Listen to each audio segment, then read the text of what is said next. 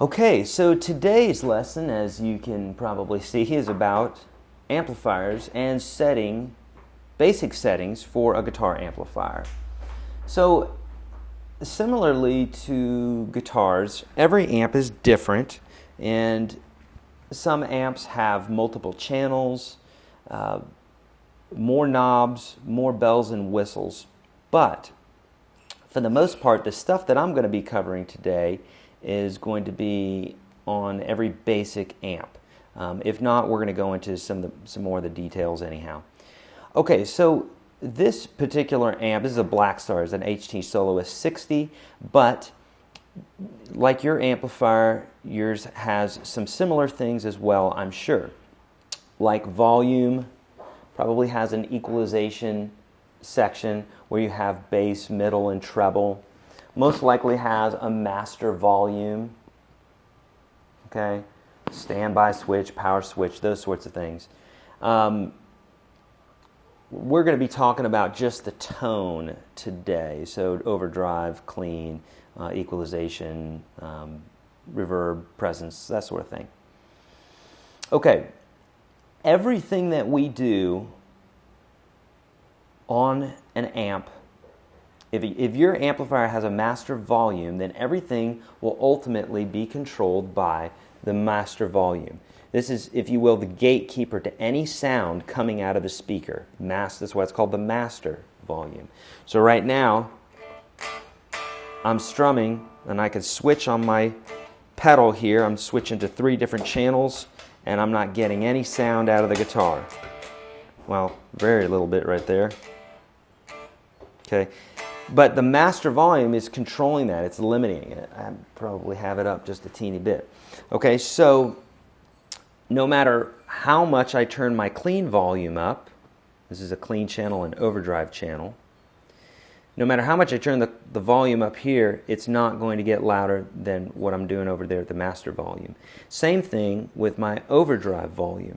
Okay, if your amplifier has 2 different channels, then you can think about each of these volumes as controlling that specific channel,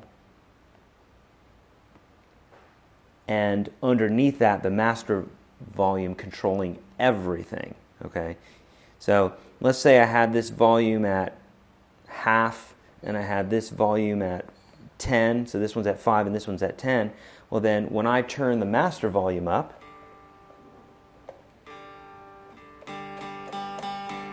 then the clean's real quiet, but the overdrive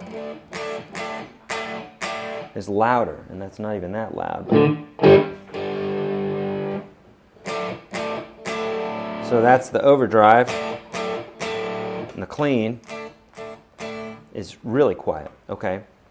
Because these are cut down per channel, okay?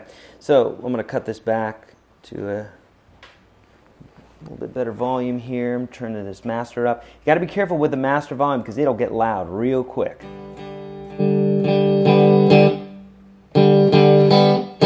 It's like on a 1 right now. So, okay, let's talk about clean channels.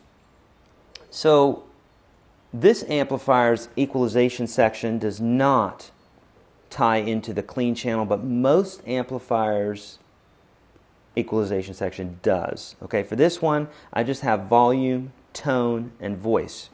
So obviously volume, just as loud as you or quiet as you want it.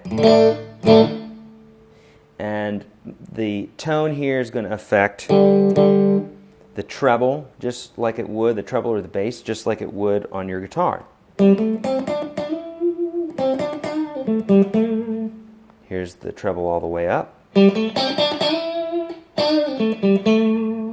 Obviously, I don't like either one of those extremes, so I usually cut it back. The first one was a little too nasally, or a lot too nasally, and this one was too bright. So I usually have it about here.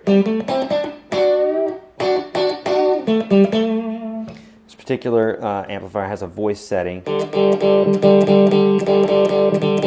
which affects the tone a little bit as well.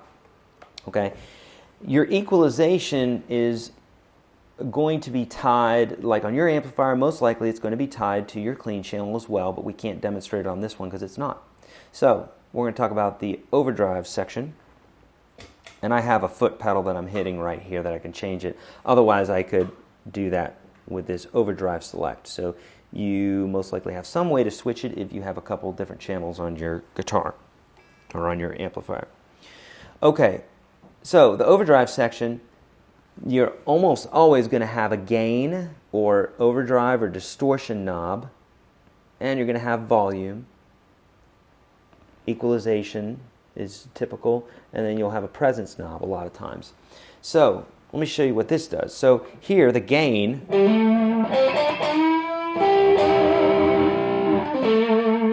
is how distorted it gets. So I'm going to cut this back.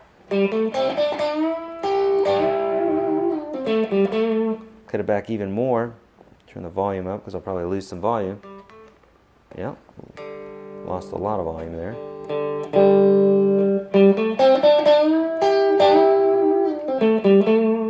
So that almost sounds like a clean channel now. All right. Now I'm going to cut this back because when I crank the gain, it's also cranking some volume a little bit.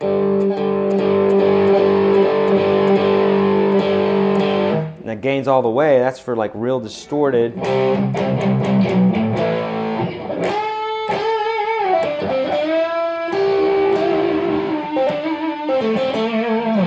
You know, more of a distorted type sound there. Now, here is where we've got the equalization section. This also has a voice section, a voice knob which adjusts, or voice button which affects the voicing a little bit. It's real subtle. We won't talk about that much because a lot of amps don't have that, but there is an equalization section, bass, middle, treble. And we won't talk about this ISF because most amps don't have that either. So the bass obviously is going to turn the bass up. You can think about this as your spectrum of tones. So if you turn the bass up, you're going to get thumpier sounds. The lower strings will be more present, more loud. And the middle button here, of course, is the middle frequency. And treble are those high frequencies. So if you were to turn that up, everything's going to sound brighter, but specifically it's going to make the high strings sound, they're going to be louder. Okay, so here,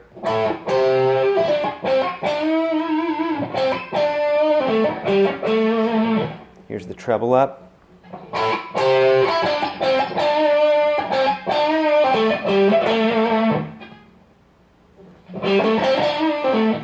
Bass, going to cut that out.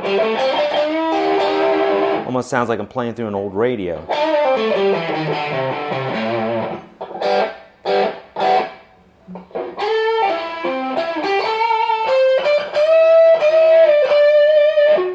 Okay, so more is not always better in the case of equalization. A lot of amplifiers sound best when the bass is up and the treble is brought back just a little bit and the middle is brought back a little bit. I've owned many, many amps, and that's a typical setting right there as far as your equalization section. Bass is all the way up, middle and treble are cut back a little bit, maybe to 7 or so. And get that kind of sound, okay? Again, we're ignoring the ISF. You're not going to have that. Presence is essentially a one knob EQ. So it basically affects all of these. You could think of it kind of like another treble knob, or if you will, the tone knob on your guitar, or the tone knob in this case in the clean. So presence, more presence I put up, the brighter it is. If I cut it back, it's going to get a little nasally or a little darker.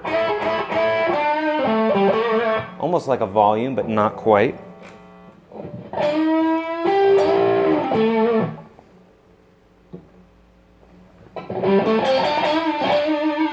And so I like to keep my presence, I don't like to crank the presence, because if I'm playing something and I need it to have a little bit more bite, I like to have a little bit of leeway in the presence. So typically I'll keep that around a 7 or 8.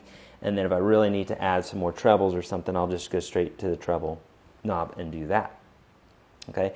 This also has a boost knob on it, which basically when I hit my foot pedal and hit the boost button, which is like a solo, then that would adjust the actual volume. So I can, it's essentially a third channel to this amplifier.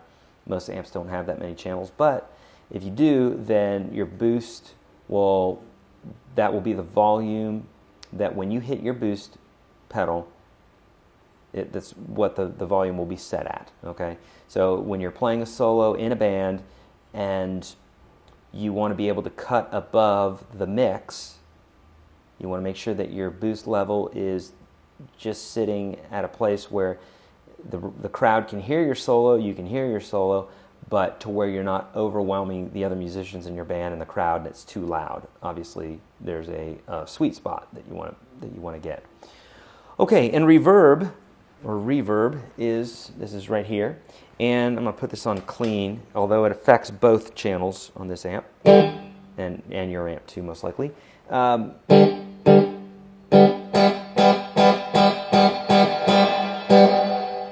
So this is kind of what we call a swimmy sound.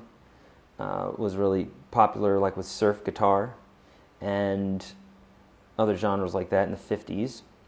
But we still use reverb, and most likely you will want to use some all the time on your guitar, just not this much. I'm just doing it so you can understand what's going on sound-wise.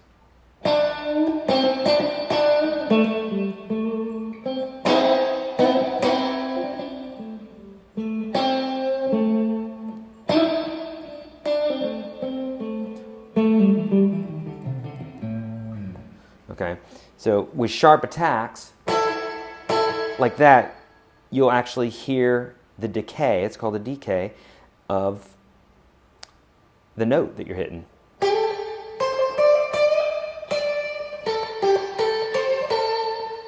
With overdrive,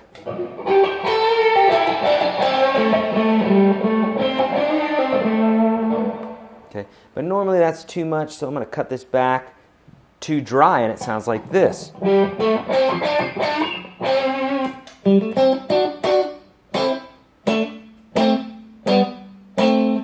So I like to have a little bit in there.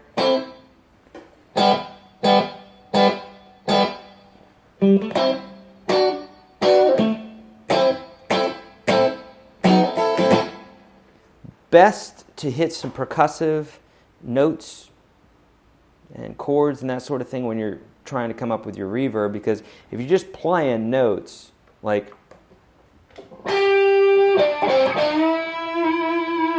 you're not going to hear it as much because you're sustaining the notes. So best if you do kind of like a type sound, and that'll give you a more realistic idea of how much or how little reverb that you have. Okay, so there's some basic amplifier settings. We'll get into more detail here in the future, but that should get you rolling now that you've got some basic guitar and amplifier settings. Let's keep rolling.